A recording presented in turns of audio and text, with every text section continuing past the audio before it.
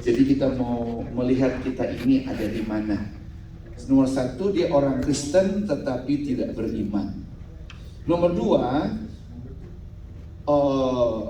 maaf. Nomor satu dia beragama tetapi tidak beriman. Kedua, dia itu bertobat, Kristen bertobat tetapi tidak berbuah. Yang ketiga, orang Kristen yang berbuah. Kira-kira saudara ada di mana? Oke. Saudara ada di mana? Saya ulang lagi supaya mengerti. Yang pertama, Kristen yang pertama adalah orang beragama tetapi tidak beriman. Artinya apa? Dia ke gereja, dia percaya Tuhan, dia beragama, dia ke gereja, dia melayani Tuhan, tapi hidupnya khawatir terus. Jadi itu level yang pertama. Orang Kristen beragama tetapi tidak punya iman. Yang kedua adalah orang Kristen yang bertobat tapi tidak berbuah. Intinya dikatakan dia sudah bertobat tetapi kehidupannya begitu terus, tidak ada perkembangan hidup, tidak ada buah kasih, tidak ada buah pertobatan. Itu level yang kedua. Yang ketiga adalah orang Kristen yang berbuah. Jadi pada waktu dia bertobat, dia berbuah, jadi orang Kristen yang menjadi berkat bagi banyak orang. Nah, kira-kira saudara ada di mana? Yang ketiga, coba angkat tangan. 1, 2. Yang ketiga. Yang pura-pura. Oke. Kalau nggak ada nomor 1, nomor 2, yang ketiga, yang keempat adalah bercermin. Orang Kristen mesti bercermin karena saudara, saya itu perhatikan ya, banyak kali kita sebagai orang percaya, orang Kristen, tetapi kehidupan mereka itu sia-sia, kata Raja Salomo, hidup sia-sia. Hidup setiap hari penuh dengan pergumulan, stres, depresi, no joy, nggak ada sukacita, sehingga kehidupannya membuat dirinya sayang diri sendiri, tidak berbuah, tidak berkembang, akibatnya merusak orang lain, iman orang lain. Nah, Yesus ini pertama dibicara tentang mempelai. Kata firman Tuhan, kalau mempelai ada dengan murid-murid, nah mungkin mereka berpuasa. Berpuasa artinya menyangkal diri. Orang kan penting kita itu berpuasa. Ngomong-ngomong, saudara suka berpuasa di sini. Pak Gembala di sini, ngomong-ngomong, minggu ini ternyata minggu apa tahu? Minggu kedua. Minggu ini adalah minggu penghormatan kepada pastor. Pastor Day today. Banyak nggak tahu, kasihan sekali. Saya mau kasih apresiasi sama pastor dulu, khususnya Pastor Ray dan istri ada di sini. Tadi saya lagi penyembahan, Pastor Ray bingung sama speaker. Saya seperti dulu. Harusnya kan pastor duduk dengan firman, pujian penyembahan, tapi dia bingung sama sound system. Jadi saya mau baca dulu seorang pendeta. Tidak ada yang tahu. Jadi apa yang ia dengar, apa yang ia lihat, rahasia yang harus dia simpan, godaan yang ia hadapi, air mata yang terurai, kesedihan yang ia alami, kesepian yang ia kelola, kepahitan yang akan ia rasakan, tingkat kebohongan yang dialamatkan kepadanya oleh beberapa orang yang ia layani, bagaimana ia merangkul orang-orang yang berpura-pura mencintainya tetapi di belakang menghancurkannya. Kasihan sekali memang pendeta. Bagaimana ia mencoba untuk hidup lebih dari sekedar manusia biasa, kekurangan yang ia derita, diskriminasi yang tak boleh ia reaksi, tuduhan yang tak boleh ia bantah, harapan yang berusaha ia atasi. Bahkan sesama pendeta tak tahu apa yang ia alami oleh pendeta lain. Kasihan sekali memang pendeta. Ia hidup untuk Tuhan, namun ia hidup untuk kita. I love that. Pendeta, dengar baik-baik. Ia hidup untuk Tuhan, namun ia hidup untuk kita. Amen. Seorang pendeta dan kependetaan adalah hal yang tidak seorang pun dapat sepenuhnya pahami atau mengerti. Kependetaan adalah sebuah misteri. Ya, pendeta merupakan misteri. Misteri adalah kejelasan yang tidak dapat dipahami. Jadi yang bisa Anda lakukan untuknya adalah berdoa untuknya.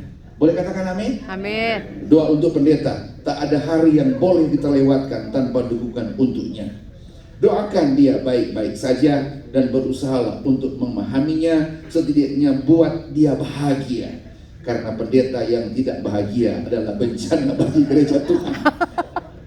Saya mesti baca lagi ini, penting. Doakan buat pendeta, berusaha untuk memahaminya, setidaknya buat dia bahagia. Tapi pendeta di sini bahagia soalnya. Setidaknya buat dia bahagia, karena pendeta yang tidak bahagia adalah bencana bagi gereja Tuhan. Betul juga.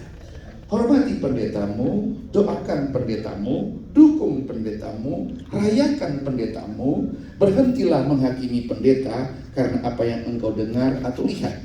Tuhan memberkati saat engkau menghormati dan merayakan pendetamu sekarang. Tepuk tangan buat pendeta. Amin.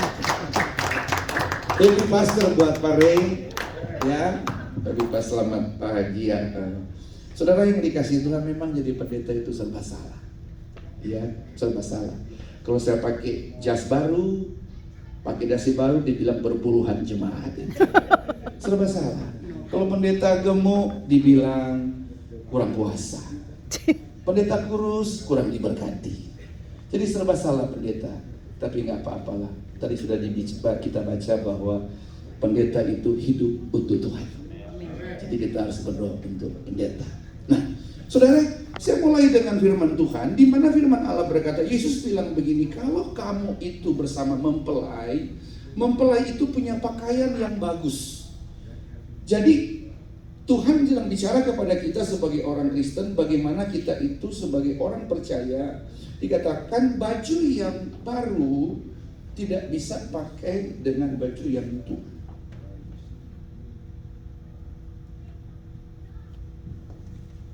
Yesus kasih perumpamaan, dia bilang begini, kalau baju yang baru kemudian ditempel dengan baju yang jelek, pada waktu ditempel, akibatnya baju yang jelek ini merusak baju yang baru. Kenapa Yesus kasih ilustrasi ini? Menggambarkan, Yesus bilang kalau baju ini, hidup kita, baju bicara tentang kehidupan, hidup kita yang lama bergaul dengan hidup orang yang baru. Alkitab bilang pergaulan yang buruk merusak kebiasaan yang baik. Pergaulan yang buruk merusak kebiasaan yang baik. Jadi Tuhan mau supaya hidup kita itu, cara bergaul atau hubungan kita itu dengan Tuhan itu benar-benar buang yang lama, kemudian pakai yang baru. Mempelai, pesta selalu bicara tentang kebahagiaan, sukacita dalam pesta. Kemudian orang Farisi bilang, kalau orang pesta itu kan murid-muridmu berpuasa, muridmu tidak berpuasa, tapi orang Farisi, murid Yohanes berpuasa. Kenapa yang lain tidak berpuasa? Kemudian Yesus bilang, selama aku ada dengan mereka, mempelai ada dengan mereka, mereka tidak berpuasa. Tapi pada waktu aku tidak ada, mereka akan berpuasa. Menggambarkan berpuasa adalah penyangkalan diri, atau kita itu rendahkan hati untuk berpuasa. Nah, dengan kata lain, kalau Tuhan ada dengan kita, penderitaan, masalah, pergumulan yang kita sedang hadapi, tidak akan kita rasakan penderitaan itu, karena Yesus bersama dengan kita. Dengan kata lain, Yesus bersama dengan kita, damai sejahtera, sukacita ada dengan kita. Kemudian dikasih lagi ilustrasi yang kedua. Saya balik lagi. Dia bilang bahwa kantong yang tua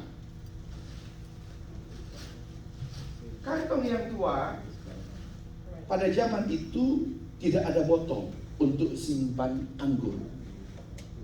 Yang ada adalah kulit binatang dikasih anggur. Coba Pak Ray di sini tolong. Anggap aja ini adalah kulit untuk simpan anggur. Nah, Yesus bilang, perhatikan baik, kulit yang tua tidak boleh kasih anggur yang Baru. Apa? Baru. Baru. Kenapa? Karena terjadi kalau kulit yang tua itu akan, pernah dengar buat tempe nggak? Kalau bikin tempe itu kan terjadi fermentasi ragi, mengakibatkan kantong itu jadi kuat kalau simpan anggur yang baru. Oke, anggur yang baru harus pakai apa namanya, kantong yang baru. Tetapi kalau anggur yang baru kepada kantong yang tua, kantong yang tua tidak ada. Oke. Kalau kantong yang baru taruh di bawah kantong yang, akhirnya apa? Firman Tuhan bilang apa? Bocor. Jadi kantong ini rusak, anggur juga Rusak. apa? Habis. Jadi dua-dua hancur. Anggur bicara tentang berkat, sukacita, damai sejahtera dalam hidup kita. Seulang lagi, anggur, berkat, mujizat. Masih ingat Yesus buat mujizat pertama kali di mana? Kana. Di dalam rumah, Tuhan. dalam rumah tangga, dalam Rumah perkawinan. tangga, ya, perkawinan. Jadi Yesus kasih pengertian bahwa anggur itu harus ada tertuang di dalam bejana hati kita yang kuat. Hati, iman, percaya kita kepada Tuhan.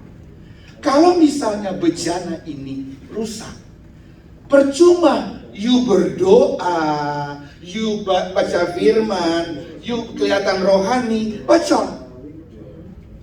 Tidak ada hasil, tidak ada apa-apa, percuma. Akhirnya ini tumpah, anggur tumpah, ini juga tumpah, rusak. Nah, saudara kasih Tuhan, dalam hidup kita sebagai orang percaya kepada Tuhan, Tuhan ingin supaya bagaimana supaya berkat Tuhan itu jangan sampai tumpah. Bagaimana berkat Tuhan, sukacita kita dengar firman setiap minggu, kita baca Alkitab tiap hari, supaya itu pada kantong yang kuat. Kantong yang kuat ini bicara tentang bejana hidup kita, bejana hati kita. Nah, hati kita bocor, bocor. Puji Tuhan kalau bocor. Artinya apa? Itu juga gambaran bahwa hidup kita hancur. Hidup kita, rumah tangga kita hancur. Padahal Kristen, percaya Yesus. Tetapi apa yang kita buat semuanya hancur, sia-sia. Oke. Thank you. Terus ini apa? Nah, saudara ini kasih Tuhan. Makanya Yesus bilang, hidup kita harus selalu bersih, kudus. Nah, kira-kira kehidupan lama kita yang apa yang harus kita tanggalkan? Baju lama yang mana yang harus kita tanggalkan? Efesus pasal 4, coba kita sebentar. Efesus 4, HP. Efesus pasal yang keempat, kita belajar sama-sama firman Tuhan. Efesus pasal yang keempat, saya ayat yang ke Efesus keempat, ada ayatnya saya mau kasih tahu saudara biar coba 16 dan 17 atau saya 2 Korintus 6 aja deh, bisa? 2 Korintus 6 ayat 14 sampai 9. 2 Korintus 6 ayat 14 bisa?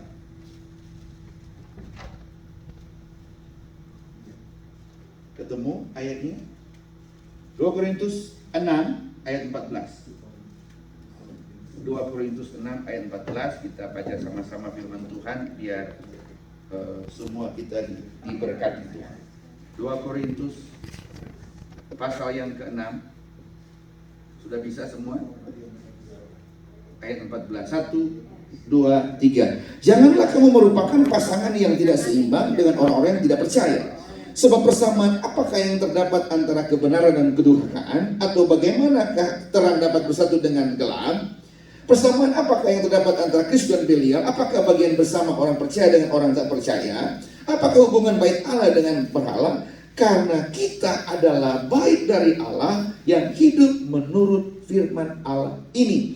Dengan kata lain, Tuhan ingin mau supaya hidup kita, cara pikir, tingkah laku kita, kehidupan kita benar-benar searah sesuai dengan kebenaran firman Tuhan. Karena kalau kita sudah bertobat, manusia baru yang harusnya kita terima anggur yang baru, tidak dijaga dengan hidup benar, hidup kudus, hidup setia, mengakibatkan kita akan kembali lagi kepada manusia lama, dan kita akan terus jatuh dan terus jatuh dan terus jatuh. Lama-lama satu titik engkau berkata, ngapain gua ke gereja? Capek. Saya ketemu satu orang, telepon saya bilang begini, Pak, aku kalah. Kenapa kau kalah? Ada jemaat yang saya sudah doakan, saya sudah puasa, saya sudah doakan puasa, tapi dia nggak berubah, malah tambah worse hidupnya, dan dia tidak bertobat, dan gara-gara dia kami jadi depresi. Terus aku bilang begini, saya bilang, kamu tidak kalah. Jangan pernah kamu sebagai hamba Tuhan, sebagai anak Tuhan berkata kamu kalah. Kalau kamu kalah, bukan mulutmu atau pribadimu kalah, tapi imanmu yang jatuh, imanmu yang kalah. Kemudian saya coba bawa pikiran dia. Hidupmu setiap hari gimana? Berdoa, doa Pak. Setiap hari kamu membaca firman, membaca firman Pak. Perhatikan baik. Dia berdoa, dia baca firman. Tetapi saya bilang, kenapa kamu kalah? Karena saya lihat tidak ada pertobatan daripada orang yang saya doakan. Saya bilang, this is wrong. Itu salah. Kamu melihat secara fisik supaya dia bertobat, tetapi kamu tidak melihat secara rohani bagaimana peperangan rohani yang dia sedang hadapi. Jadi kamu stop saya kalah, tapi kamu sekarang isi bejanamu dengan anggur yang baru.